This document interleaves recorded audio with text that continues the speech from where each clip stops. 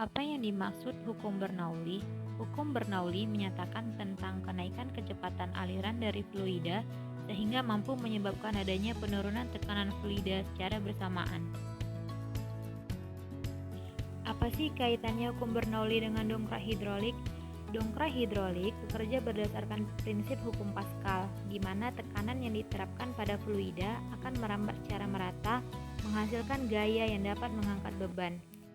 Hukum Bernoulli dan dongkrak hidrolik mempunyai kaitan dalam konteks sistem hidrolik, yaitu menjelaskan perubahan tekanan dan kecepatan fluida saat mengalir dan mempengaruhi pergerakan piston sehingga dongkrak tersebut dapat mengangkat suatu beban.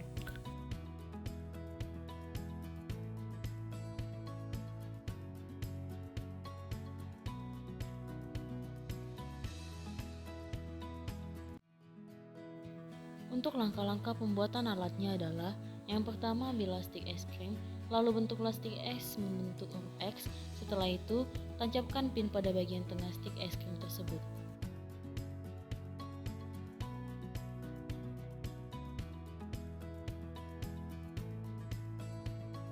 Ulangi percobaan sebelumnya, lalu buatlah sebanyak 6 pasang stik es krim.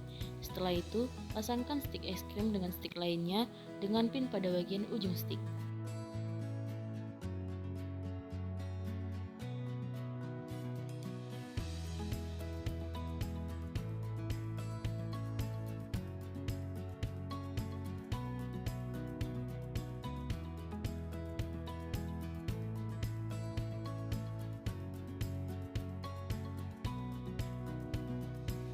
Langkah selanjutnya adalah buatlah 2 pasang stik es krim yang sudah ditumpuk. Setelah itu, potong 2 buah sumpit masing-masing menjadi 2 bagian, lalu pasangkan pada setiap ujung stik es krim.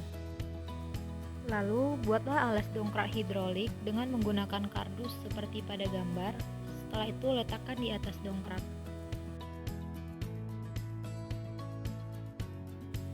Langkah selanjutnya, ambillah air dan masukkan ke suntikan. Kemudian sambungkan selang pada suntikan tersebut.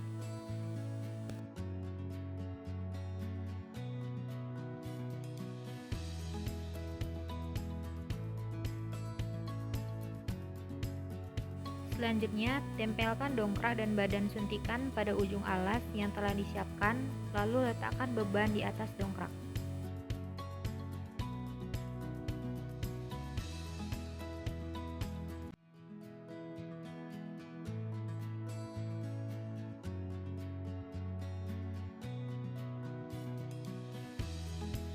Jangan lupa untuk melakukan percobaan pada dongkrak hidrolik dan pastikan dongkrak bergerak dengan baik.